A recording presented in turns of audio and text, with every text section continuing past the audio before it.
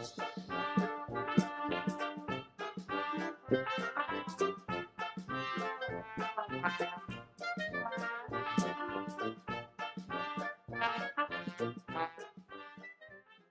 in New Orleans for about 4 years, and I was, like many people, looking for something to keep me inspired post-Katrina.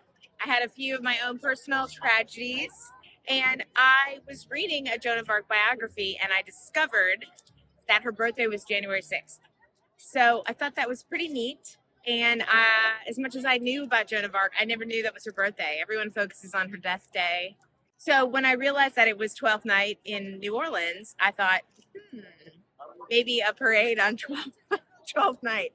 And then my genius husband, he is a genius, suggested that I find a way to get New Orleans students involved. And, you know, this is a town where people care where you go to high school.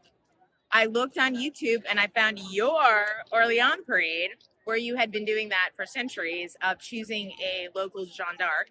So I stole the idea from our beautiful sister city, and I put it out there our second year. Our first year, I just found a Joan by putting it on Mardi Gras forums and said, can somebody be our Joan of Arc?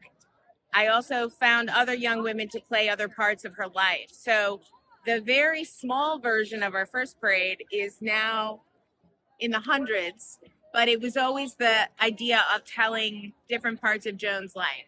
So the second year, this is our king right here, David Villarubia. The second year, we had a king, Charles VII, and we have an application process every year.